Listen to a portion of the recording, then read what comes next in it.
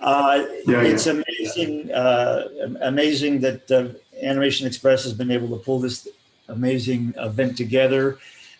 This is an amazing group of people on my panel, and Chris just gave the most amazing overview of everything there is to do with Previs through Postvis.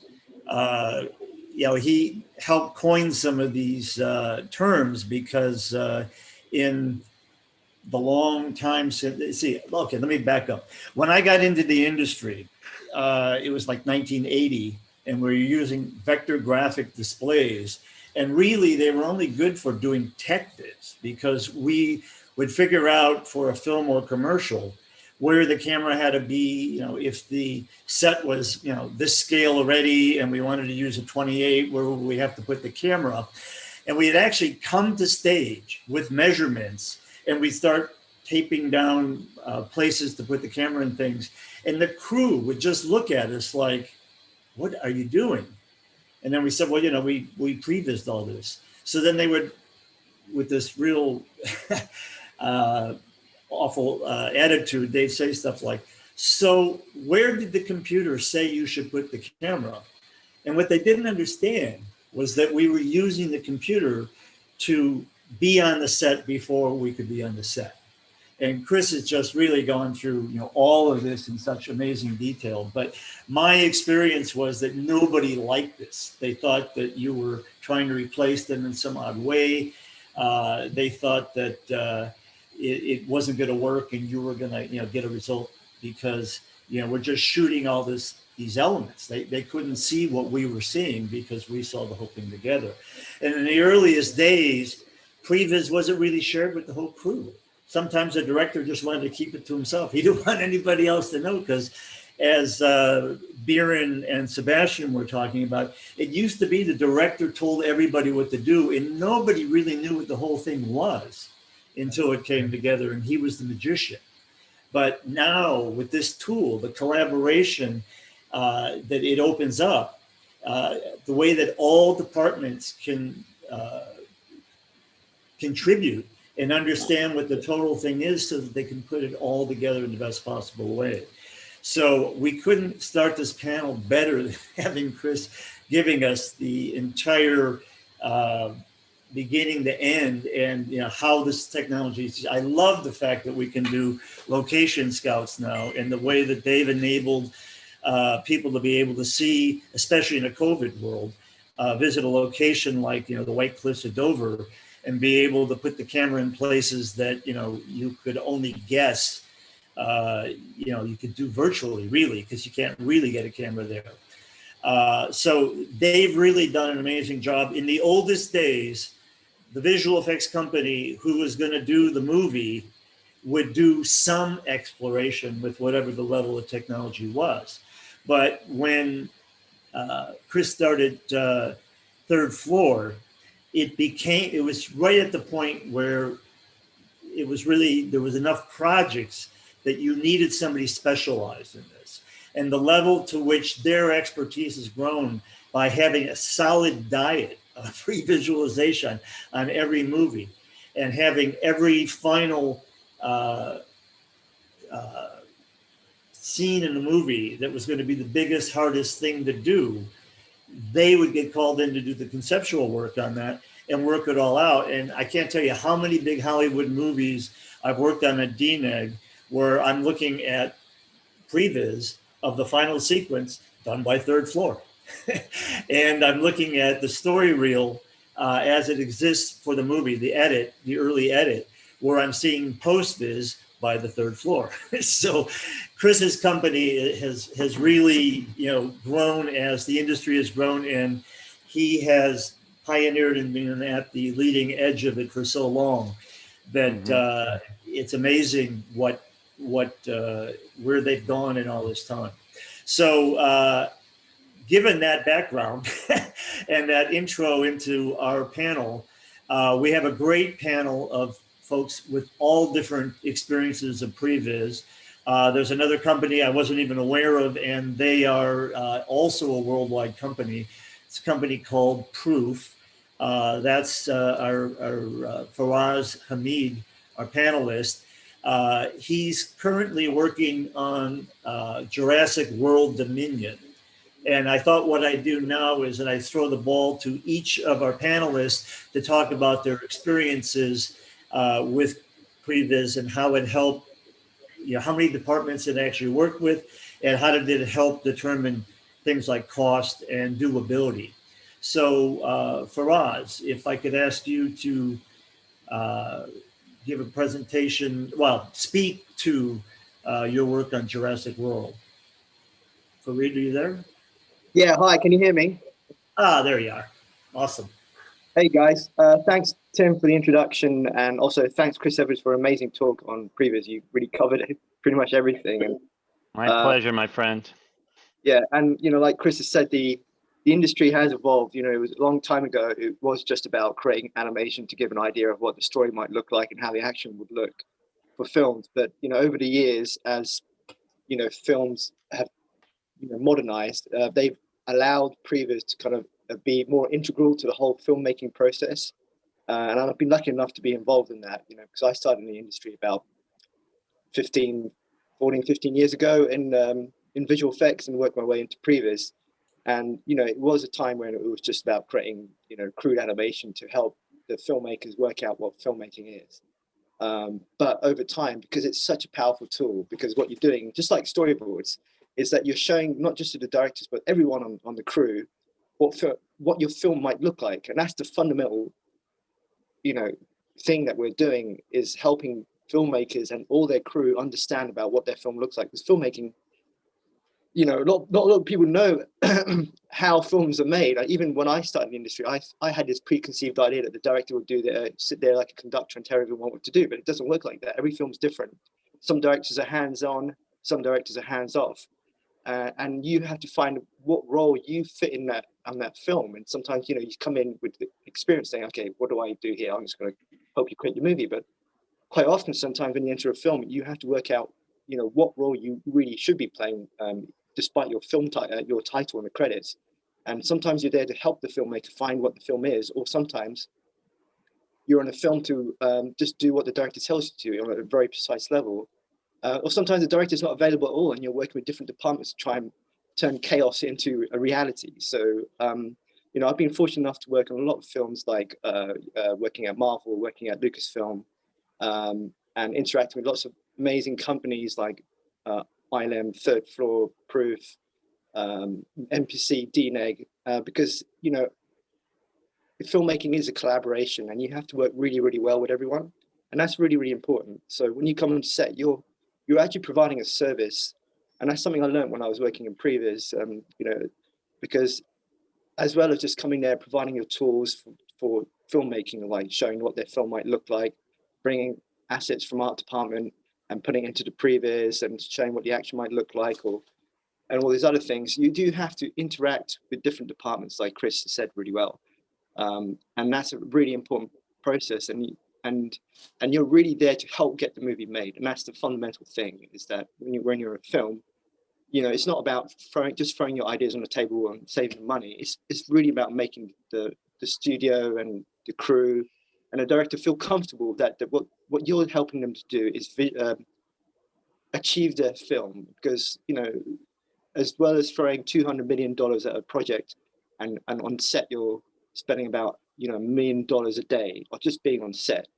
No one really knows what's going on. When they turn up to set, usually it's just a location that no one's been on. Sure, they've done a scout there, but to be honest, when you're on set, no one knows where the camera should be looking or where the actor should be standing. So, having, as well as storyboards, Previs is a massive achievement, because then even the actors go, oh, right, I know what I'm supposed to be doing in this scene. I know where I'm supposed to be standing. I know where the dragon's supposed to be. I know where that green screen, I know what it's there for. Because quite often when they go into set, no one tells them these things. But with the Previs at hand, or even a TechViz, people understand, oh, okay, I know what I need to do today. And it helps them prepare, and then it helps them shoot the film that they want to shoot, because then a lot of questions are already answered for them days or weeks beforehand, before going to set. So, in a long kind of way, I just want to show that, I've been involved in that process and been lucky enough be involved with lots of great directors, like Chris Evans mentioned, like Steven Spielberg, Christopher Nolan. Right now I'm working on Jurassic World Dominion, which is, quite a challenging film to make, because as you know, making films during a COVID environment is extremely difficult. It adds so much more money to making a film. I mean, I don't know if anyone has talked about costs, but yeah, I'll say that for later. But it's much more difficult, and it's shown that Previs has become a more important tool to filmmaking process, because you can't just go to set anymore and shoot the shots that you think you've got. You have to plan in advance, and you have to work with your crew and work out what shots you do want to shoot, and that's where Previs comes in. So I spent the better half of this year working on Jurassic World Dominion. I achieved that, and before that, just before COVID, I was working on the James Bond, which is being delayed. I'm not sure when that's coming out, but I'm hoping it's coming out this year so you guys can all enjoy it. So that's me. I want to hand over back to Tim, unless you've got any more questions. Thank you, Faraz. Jaykar Arudra is a DNEG guy also, but he's going to talk about his experiences with the work on Game of Thrones. It was one particular season he was working on. Jaykar? Yeah. Hi guys. It's a privilege to be on this panel. And I was working on the Game of Thrones season 5 when we actually created the dragon, the Khaleesi's dragon, and of course there was a section of the whole arena with lots of crowds and all to be done.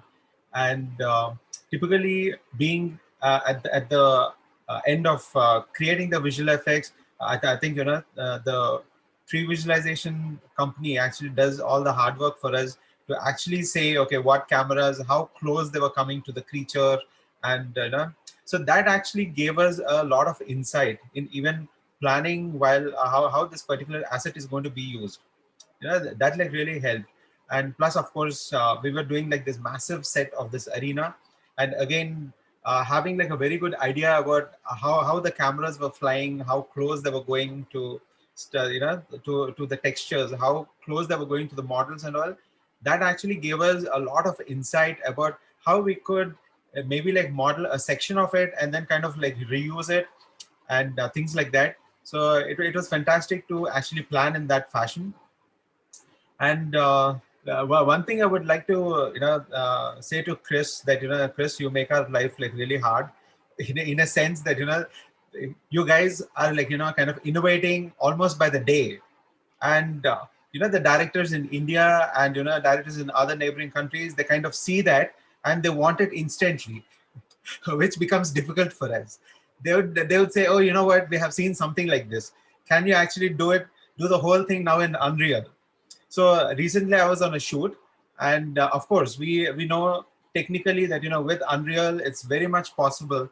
And how you were also mentioning that when we actually go on a shoot, there is so much of chroma out over there that the actors really won't know what exactly is going on until we really show them what the particular scene is. So far it would have been concepts that we actually show them and stuff like that. But now the directors are, oh, no, we have seen something where the whole previs is almost like the final frame. It has lots of effects, and you can virtually roam around in the whole set. So last month, while I was actually shooting a sequence, we gave it a shot.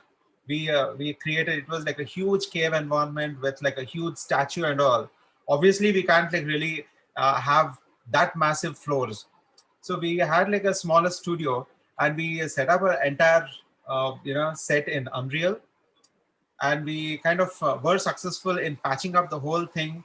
But it was very successful to a point where, it is a one-to-one. As long as the camera would move, and we had to do an instant, virtual compositing and then show it, everything worked fine.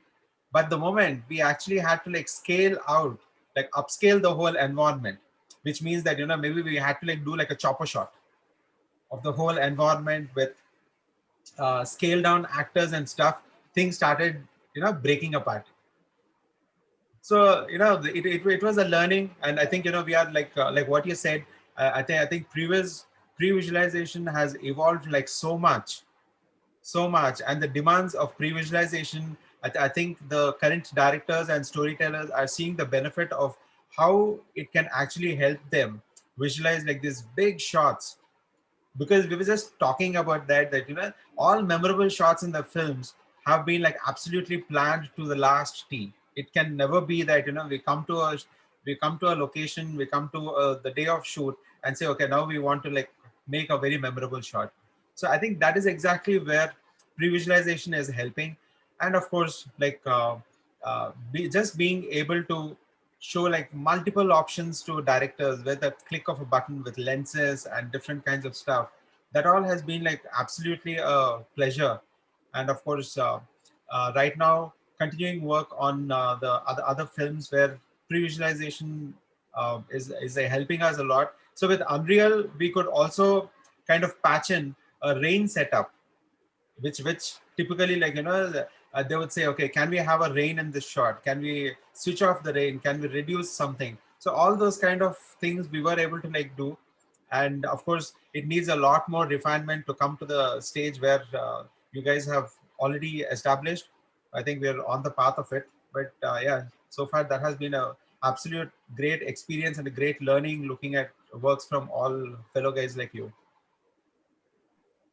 Now, Jaykar, you're actually working on a current film that is an Indian-based film. Yes. And you just found out that, well, you just told me anyway, that Third Floor is doing the climactic sequence to that film. Yes. Can you say anything about that? Yeah. In fact, I think, Third Floor has become like the big name to like go for the most complex Previs. So I think for this film, our directors and their team wanted to like do the climax part with Third Floor, and that actually opens up a lot more of impact when we actually see the whole Previs and say, okay, this is how we want to like really shoot our film. Certain things, that the ideas that actually come through in the previous stage, how do we actually now translate them into actual shoot? So that was phenomenal in that sense, because since it has been like done with a company like Third Floor, and it almost had all the realistic cameras. There were no unreal stuff that we could actually do. For example, I would like to share a couple of years back, a director came to me and they had a storyboard. It was like a horse chase. The horses were running, and obviously the hero was sitting on a horse, and it's an introduction shot. The storyboard artist, what he did was, he actually took the camera right between the legs of the horse and then came on the other side and faced towards the face of the hero. And the director loved the shot. I said, great, it looks cool, but how are we going to like do that in real? Because either we do like a full CG horse, which of course they didn't have the budget for that, but then they completely forgot that you cannot do that shot given the fact that you want to like shoot everything live. How is anyone? Then he was asking me, can we just push a drone like that? I said, like, drone under the feet of the horse is going to like make the horse and the shoot like a mess. It's not going to happen like that. So then we had to like do a better previs, saying that like if these are your animals, this is the horse going on. This is how we have to like do. You have to like keep the drone at least a few meters away from the animal. So we had to like really train them and say, okay, these are the kind of shots that we can do. So so that was like a very unrealistic shot that they come up with. And with companies like big companies like Third Floor and other good pre-visualization companies, those are the things which are eliminated. There's no more unreal stuff, knowing that okay, how do we take a particular camera, how can we use the rigs and stuff like that. So that becomes a very it's a nice space to be in. That's really good to hear. I mean, one of the Faraz will remember that one of the biggest criticisms of Previs from like a decade ago was people saying, wrongly or rightly, that they were worried that the crazy young Previs guys, the whiz kids behind the scenes, would make something with the director that would be completely impossible to shoot because they don't know live action filmmaking, and it's all going to turn into a disaster, and they're going to have to redo it anyways. Yeah. And of course, the professionals, like I consider us professionals, that we really try to dispel that rumor. We're like, no, I went to film school. We PA'd on sets. We were a DP before this or something. We were learning what not to do and what to do and what kinds of information people needed to pull those shots off. So I think the good news is all of this has changed. I think most of the clients out there believe that we are professional previs teams are part of the solution, that they can rely on us to be almost a police of making sure that the whole crew doesn't bite off more than they can chew. That if there is something that is impossible, we better understand that that is a special moment that is properly budgeted for and will involve visual effects heavily to create that digital horse or to do something in layers so it can be done that way. But oftentimes we find that there are cheaper ways to do things, and it's just as good, if not better, solution. Exactly. And to think like Alfred Hitchcock would, having limitations is a good thing sometimes, right? Absolutely. Just one other point I wanted to share, Tim. Like how you were mentioning that when you guys were actually on set years back, and people would think in some way that you're replacing something.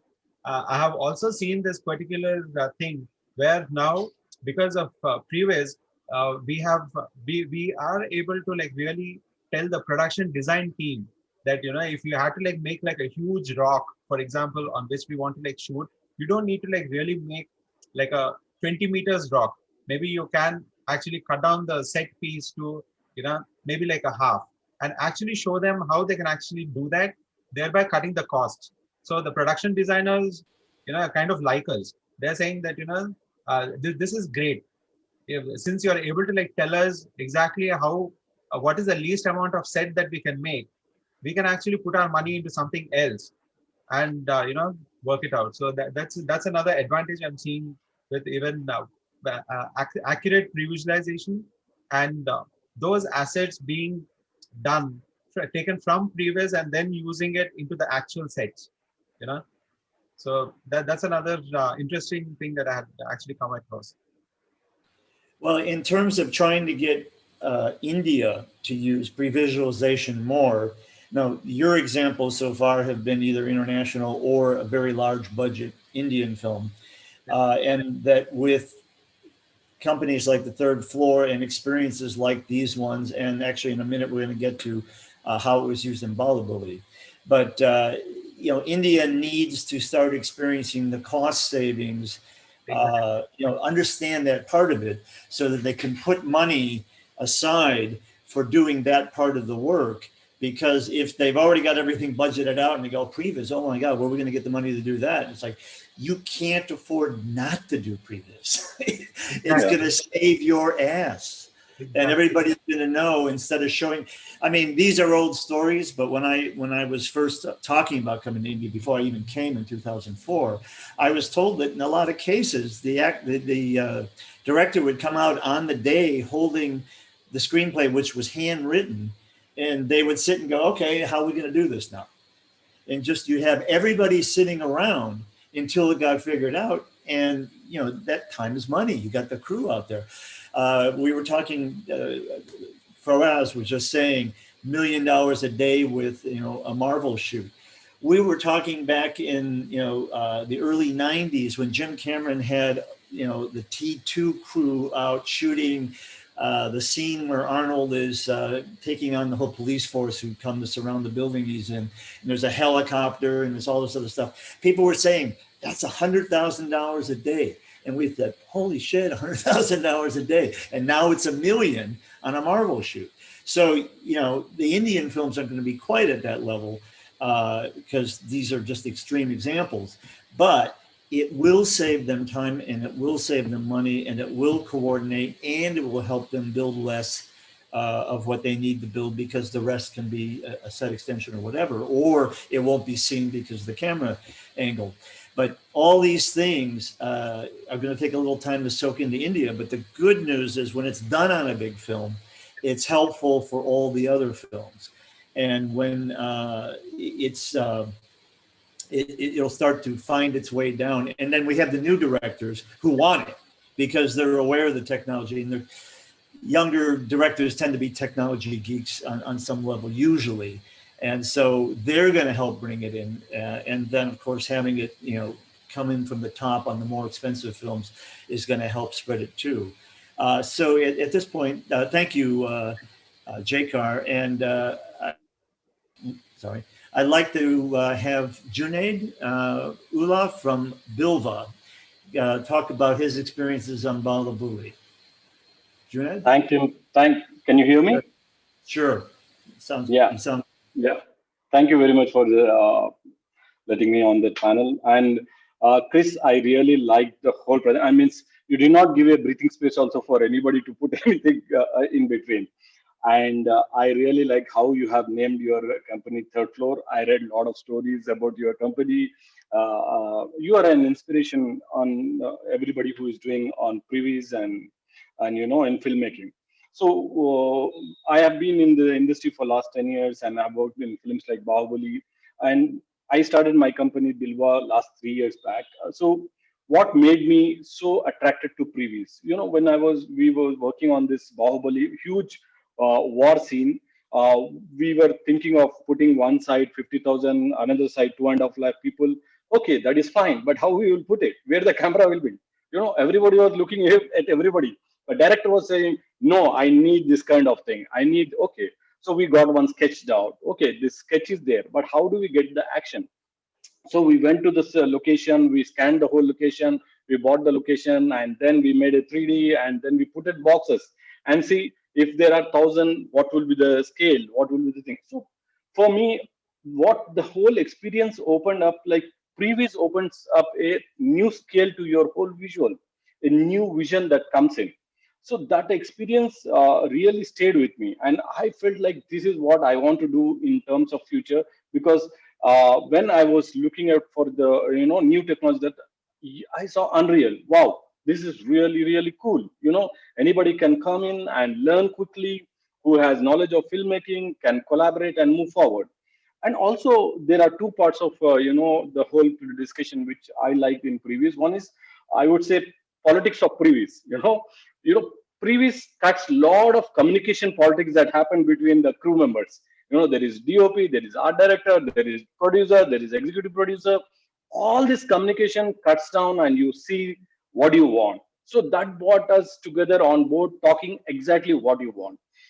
Now, when I started my company and started working on Unreal and looking at the opportunities, what we are doing with the new people, I totally agree with Chris on the Pitchvis. We are more working on Pitchvis right now with a lot of new directors coming in, and they're saying, first film we did a very concept drama film, we want to do action film now. But producers don't agree immediately, or they don't know how action directors will work.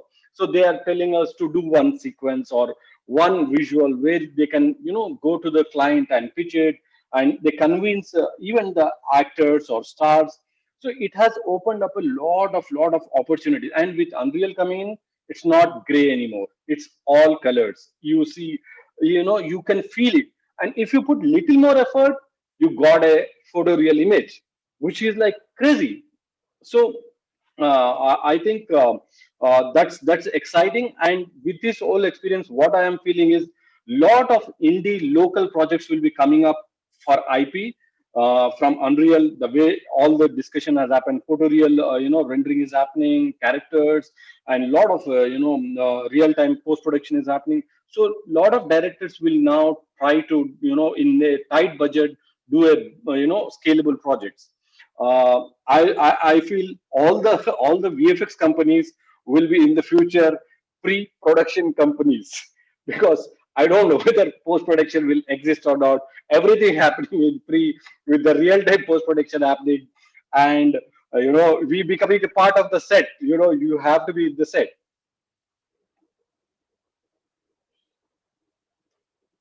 So that's what I feel on overall thing, and I feel like it is a great opportunity right now for all the directors and filmmakers and even VFX companies to really build their own IPs because of the Unreal and actually another thing is the way cameras are coming, the physical cameras, physical equipment, all that coming inside the filmmaking. Unreal Engine. DOP today cannot say, oh, this is not the way I want to look. You want to do what you tell, you will get that. What kind of frame, what kind of lenses, what kind of camera move, what kind of everything, and it is being done in real time. So nobody can show anger, nobody can show anxiety. It is done. Okay, you tell, we'll get back to you in a day. You tell, and we'll show you more better. This is your camera, but this can be better. So the collaboration is happening far more better, and I feel the impact of visuals will be much, much more bigger in next 2-3 years. Yeah, I mean, for me, it's all about making sure that this becomes more accessible to a broader range of creators across industries, right? So as you were saying, guys, and Tim, alluding to the fact that the moonshots, the big tentpole productions, the Avatars, the Mandalorians of the world, they really allow us to see what's possible. But that level of pioneering is unattainable to many people, and a lot of folks just assume that it's something out of their price range. But actually, all the learnings from that and some of the artists that were involved in that can repurpose their knowledge and bestow it to a whole different budget range. And that's what we do every day. I mean, we don't always work on giant tentpole movies. I don't want anyone to go away from this session thinking that this is only for superhero movies and science fiction. In fact, oftentimes we're helping filmmakers just plan scenes that have zero visual effects in them. It literally is just a conversation about how we're going to stage these dramatic moments. And that's why I show up at conventions at Sundance, meeting independent filmmakers. And they're like, why are you here? And I'm like, because I can help you more. And to your point, Tim, earlier, they need us even more than the big boys that can afford to make mistakes.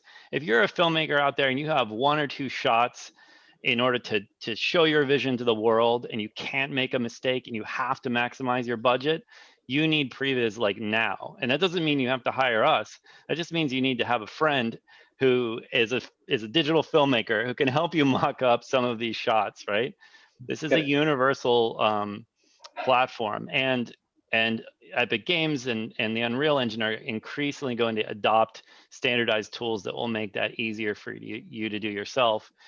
And it's only when it gets to the super sophisticated previs that you may need to hire a professional team to work with.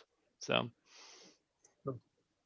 I think it's amazing that Unreal is a freeware, right? It's something that anybody can grab. Chris was talking about how he's integrated into their pipeline. Chris, you can talk about that? How you I mean, I just I don't want to take up all the time, but I guess Unreal is central to our new pipeline. Everything goes through Unreal now. Nothing I showed you other than the tools tonight, unfortunately doesn't really show that output because it's being used on shows that are confidential today and will be in cinemas or streaming soon. But next conference, I'll be able to show you how all that stuff is looking, and it's pretty incredible. It's kind of like what you would think of as a AAA game cinematic or a Saturday morning cartoon. That's the level that we're able to iterate at. And we actually took a moment to not actually integrate into Unreal originally because we knew that we weren't ready yet to promise to our clients that it was going to be as fast, if not faster, than the current iteration in regular old Maya Previs, right? But thanks to all the work being done within the engineers behind Unreal Engine and the partnerships we've had with them, we now have great confidence in their platform, and we've adopted it fully so that it enables my artists to work much more intuitively with the Unreal platform natively. So this is very, very exciting. And it's particularly exciting when you realize that what you're building is in a format that is exactly the same format as is used for games and for other forms of interactive experiences. So it's not like you need to rebuild all the assets. You're actually building a library of IP, of tangible assets that can be used by multiple teams and create multiple products that spawn from that. And to me, that's very exciting. I think it's a sea change in how the industry and IP holders are looking at the investment in Viz.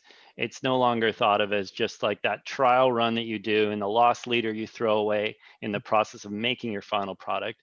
It literally is contributing to the materials that in some cases actually end up on screen, like with the imagery that's in the background in Mandalorian. So definitely, you know, you're going to see a lot more innovations, and all of this will be coming out in you know, future versions of Unreal in years to come. And you know, luckily our partners at Epic are very benevolent to the industry. They just want to get this in more hands and expand their user community. So we're lucky. We're at a time when this is a democratic kind of equalizing of the playing field, right? Correct, You don't have to be a super big boy to make a big impression on the world. And with the streaming networks and the access to distribution that is unprecedented now, all the little voices out there can get a very big audience, and that's very exciting. Tim, Anil here. There's a question here from Parth to Chris. Chris, tell us about your experience of working with Shankar and Srinivas Mohan on a visual spectacle like Entheram or 2.0. What were your discussions like during the planning stage? Well, I remember the filmmaker came to our studio in Los Angeles, and we were just learning about the cult hit film, his first movie in the Robot series, and I remember, you know, feeling a little bit like, whoa, is this a joke? Is this, you know, it's like, what is this? Because we hadn't been familiar with the series and the really tongue-in-cheek humor that was in that film. But then we were like, whoa, this guy has such a broad vision, and he trusts us. He sought us out and said, like, okay, time to upgrade what was a surprisingly large hit.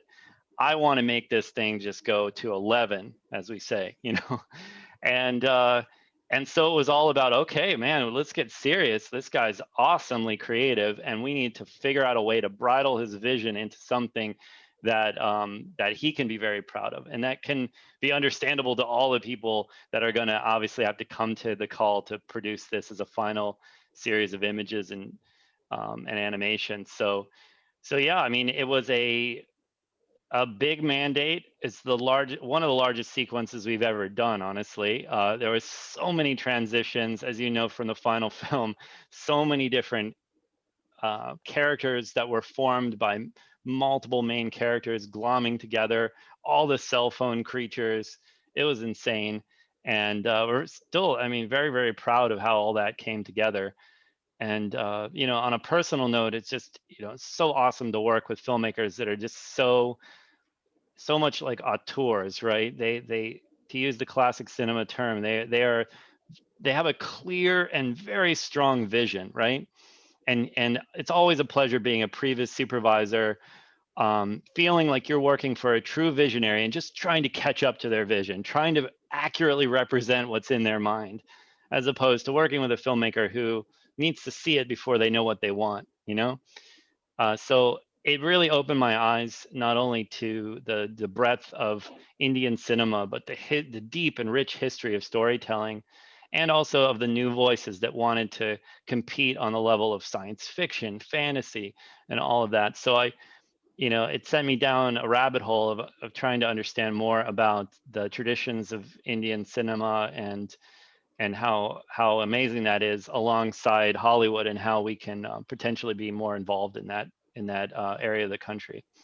Yeah. So now there's another question, Tim. I'm intruding on your space. Since there's a I got demand, one more guy to fit in. I have one more speaker to fit in. Sorry. I'll shut up. Tim, over to you. There are questions. If you can look and you can ask them, it'll be great. Later. No. Please jump in on the question after this. I want to get to Stephen Mascarenhas, who's from Cinegence, and he's got the other end of the scale, commercials, and working with people outside of India. And Previs was the way for him to do that. Stephen, can you speak to that? Yes, so thanks, Tim. I've been part of the studio operations for the longest time. Actually, it's been a 20-year career now, and I started off with animation at Famous House of Animation, and that's where when we did a lot of clay animation, and these were all commercials for agencies, and so we had to get into making storyboards, and I think that was my introduction to getting into concept and storyboarding and presenting ideas and how we could convince the client, and showing what kind of clay animation would really look nice. So some of the Amazon commercials and all that went through a lot of previs before actually getting onto the set to actually shoot the clay models.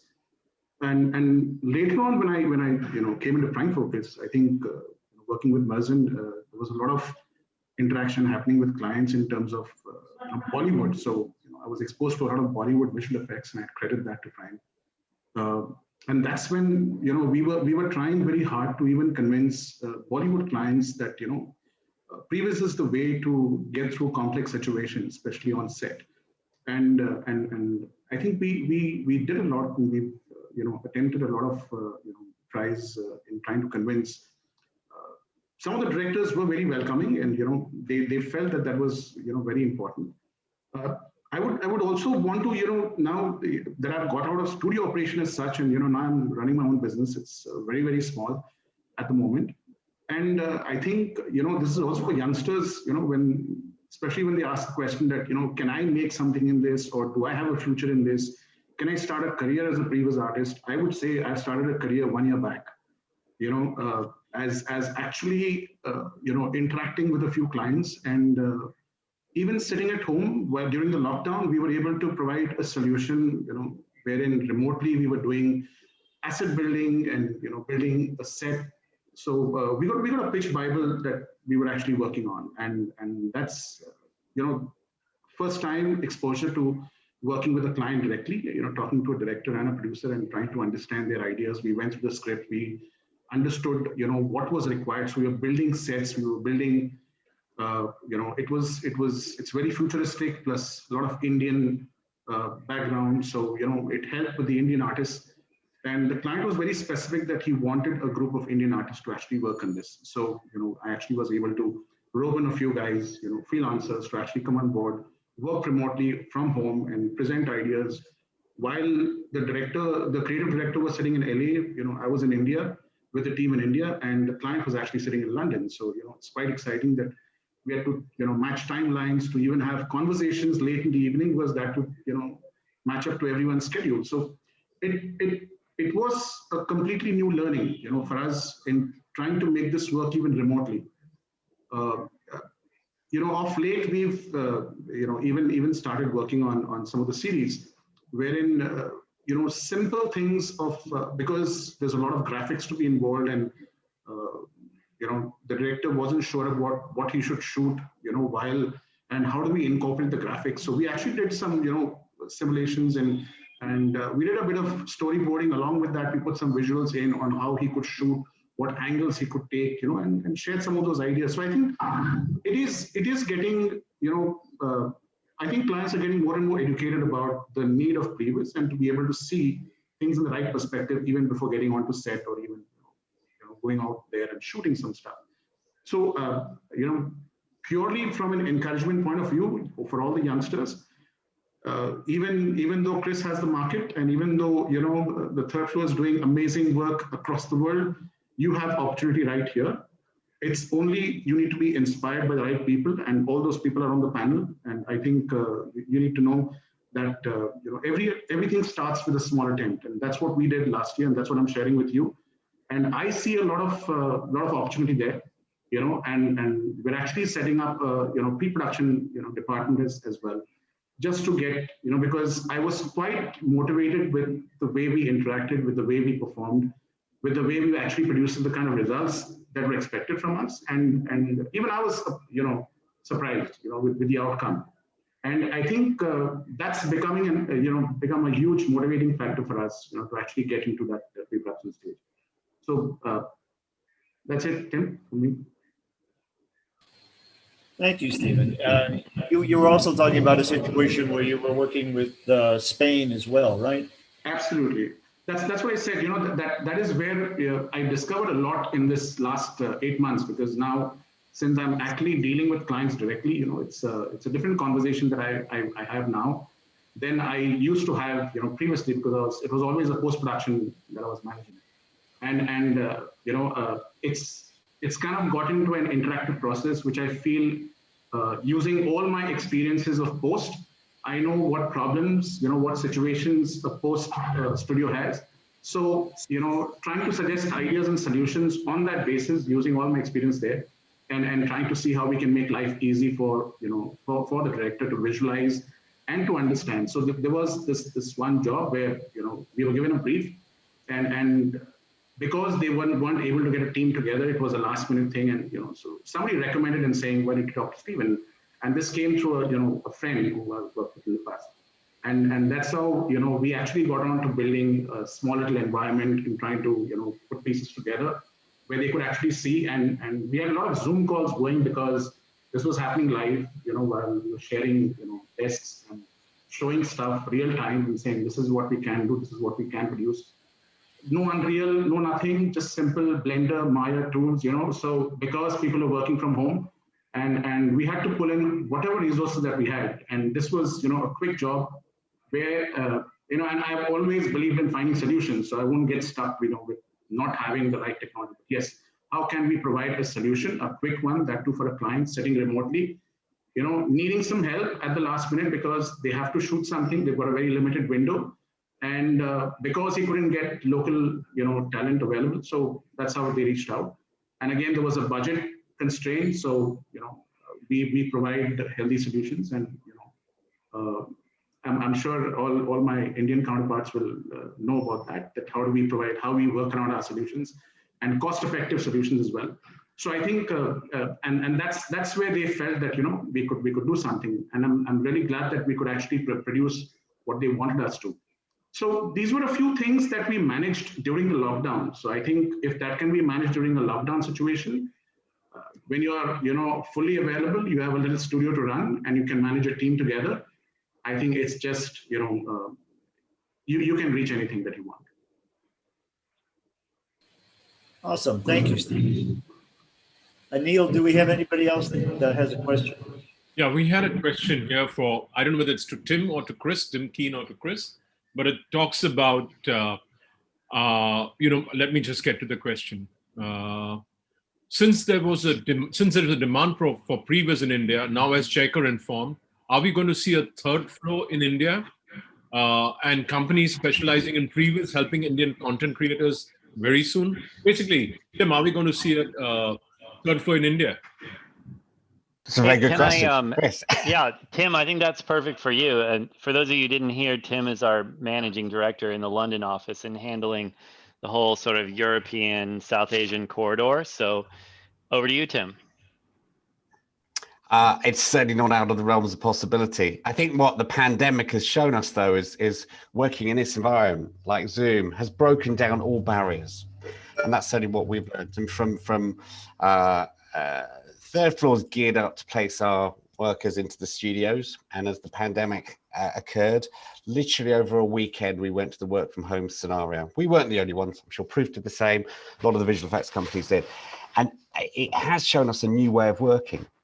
And we're all used to working in time zones, but this has totally broken down the barriers. Instead of having a conference room where you have 6 people in one room and one TV screen, we're all on a level playing field. So I think what it's truly made the industry, it's moved into sort of globalization. So do we need to be physically there? I'm not sure necessarily you do. I think once the travel corridors open up again, meeting face to face, there is no substitute for that. It's really, really important. But what I would say is that we can certainly service any needs from India, from within the UK, from our partners in China, from LA, and what third floor really, we will work on the same pipeline, and I know a lot of people on the panels have dealt with that with their companies. We can be very efficient to share work across all of the offices. So I don't know. Something Chris and I can talk about. Will we have a physical presence in India?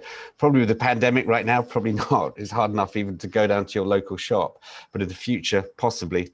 But the most important thing is we can help provide solutions. And it's been mentioned on this panel. We are problem solvers collectively, and we can provide those solutions worldwide. Thank you for that. Tim, I'm just going to step in again. So if there is an Indian creator who wants to get some amount of work done from you all, what's the process? Does he get in touch with Chris, or does he get in touch with you, or does he get in touch online? What's the process? We have online, there's our address, visualization at thirdfloor.com.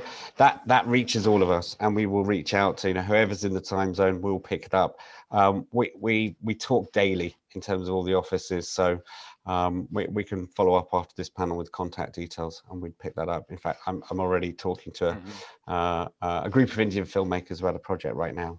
We were in touch over the last 24 hours, and we're bidding that at the moment. Yeah. We're all in sync around the world, so you can contact anyone, and then we'll all know like a hive mind, and we'll service you globally, and whatever it takes. When big filmmakers from around the world call us for unreasonable things that they want to pull off, we will be there overnight, setting up teams and expanding as needed, and trying our best to integrate with local talent wherever we go as well. And that could be the beginnings of a, say a studio branded under Third Floor in India. I think it's all about doing a critical mass of projects, getting to know the local culture, and making sure we have the right partner to launch a studio. That's the best way to make it go down with a spoonful of sugar, and to really make sure that the market is ready for this level of previs. Tim, it's over to you. Yeah, Tim McGovern, it's over to you now. It's your panel, sir. Okay, well, are we out of time? It's 1:35. If there's more questions, I'm happy to do that. You guys tell me when we've overflowed. Anil? And actually, there is a question from Mark Moore. I don't know where Mark Moore is from, but he's asking a question which is to Chris. As a student who seeks to focus on the world of previs, what would you recommend in order to find a spot in the industry? Either Tim or Chris can take it up. I think let Tim take it up, because Chris has spoken. We haven't heard enough from Tim. No, actually, I would defer to Chris on this. Okay, fine. All right. Well, any of us can answer this one, really. It's pretty simple. I believe that as opposed to just being a technology expert, what we look for is filmmakers at heart. Filmmakers that have either taught themselves or gone to a formal film school, understand cinema language, and just happen to have a generalistic skill set of animation skills, usually based in Maya. It's nice these days if you've dabbled at least in Unreal and have a general understanding of what it's capable of. It's better to have a broader understanding of how to create pleasing cinema and how to communicate effectively with creators and technologists than it is to just be really good at one particular discipline.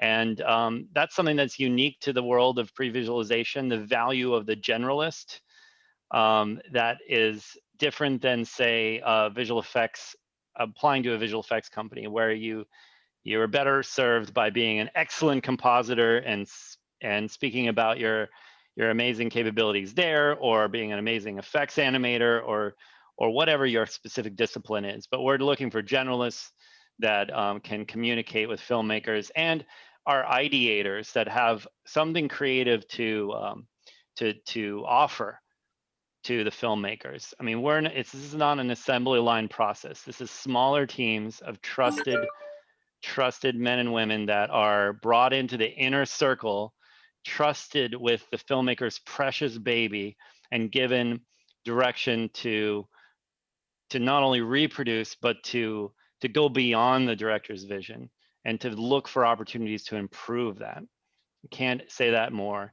So, work on your reel, show us your passion, and send in a cover letter in addition to the body of work that explains why you really want to do this job and what makes it unique to you. And at least for us, you can apply via the website.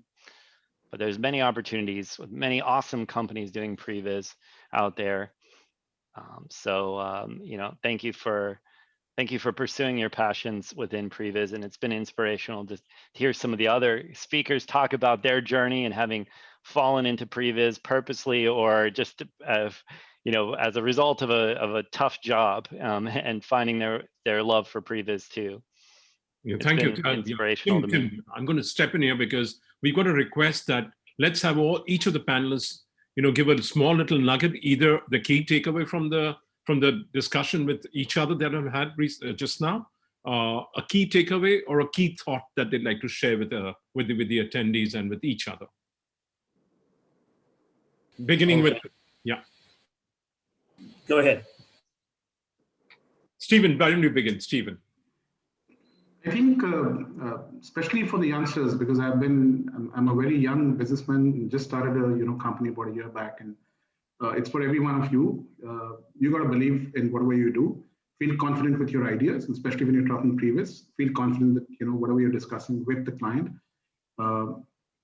they really appreciate your talent, and that's the whole reason why they're even having a conversation with you. So you need to throw in your ideas, and you don't know which idea clicks and which one works. So don't even stop at anything. Yeah. Junaid? Yeah, for me, the key takeaway is you should love storytelling and cinema. Without that, coming into Previs, it's very difficult because filmmakers' whole belief, a whole faith on the film is run through you. So when he's talking to you of lot of multiple aspects of film, story, action, and character, all those things, we need to be in love with filmmaking. So anybody who wants to come in or anybody who wants to do this, they have to really love storytelling and filmmaking. That is what I feel. Yeah, Faraz, any challenges that they should be looking out for? Well, this world keeps throwing us challenges, with the new COVID thing and who knows what else is happening in the future. But, the film industry has changed. It's become harder for independent filmmakers to break it into, at least in the Western side of things. I mean, in America or UK, it's virtually impossible to make an indie film.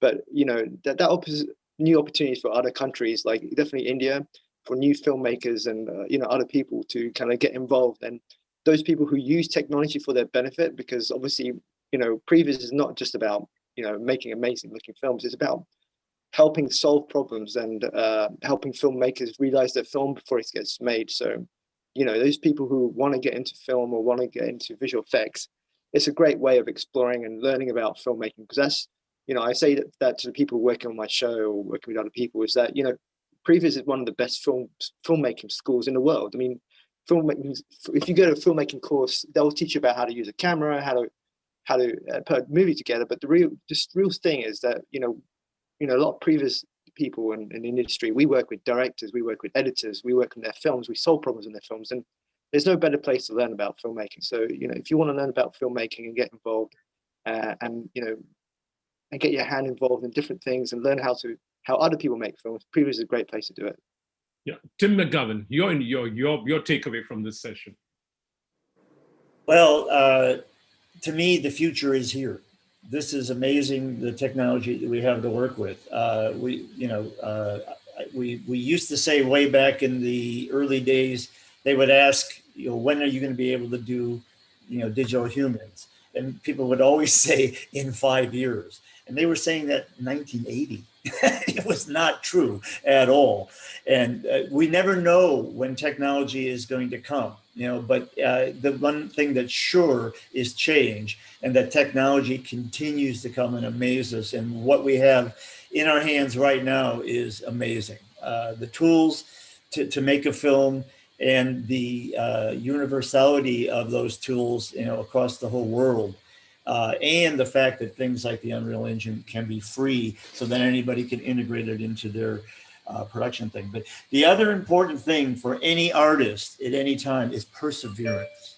Talent is important, you have to have it, but perseverance to get to where you want to get. It won't happen right away. It won't happen when you wish it did. It'll happen when you continue to push and pursue your love. It will happen. And that's an important component, and I wish everybody to have that in spades. Yeah, Tim Keene, your perspective, your key takeaway, your wrap up of this session, and then finally Chris, and then we'll I will hand it over to Nimrata after that, if I've not missed anyone. I was just going to add that you know, Chris alluded to it. You know, Previs is not just for the big tent poles. We're about problem solving, and you know, part of that problem solving is budget. There are absolutely tools and things we can use in a very efficient and economical way to help solve problems. And Junaid, you alluded to, you know, just even a simple geographic terrain with some boxes to represent. Yeah. That's very quick, very easy to do. That is the lower end of Previs that can very quickly show the vision all the way through to the full bells and whistles Unreal. And you know, we would open, you know, we're open to any conversation, and part of that is problem solving and storytelling. Fantastic. Chris? And for me, this is all about the fact that it takes a village to create a collective complex art form such as film, television, and video games, etc. Right? It's increasingly the case that not one single studio can handle the entire body of work that goes into even a single feature film. On Game of Thrones, there was 7 or 8 visual effects companies, many other support teams such as ours making that happen. And so I would just encourage us all not to, you know, have territory wars, you know, be jealous of each other. We gain more by just working together and putting the sum of all of our expertise together and providing that to our collective customers. So it's all about synergies. Let's learn from some of the mistakes of past visual effects wars that have put some companies out of business.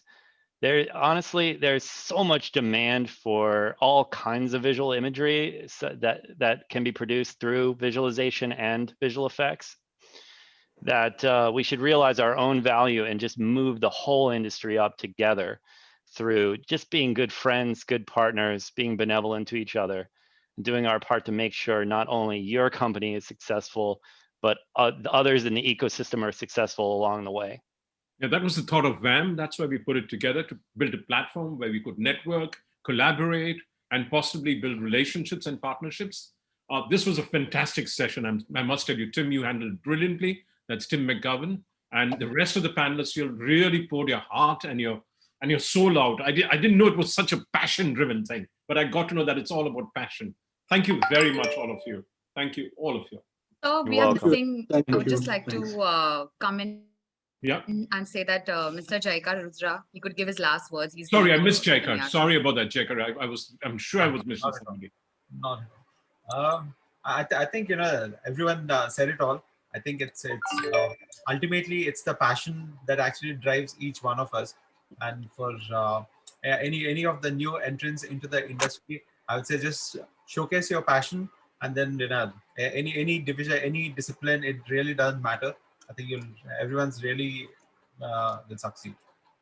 I'm looking forward to next year when we do VAM, and we've seen the industry progressing further on Previs and Postvis and PitchViz in every way.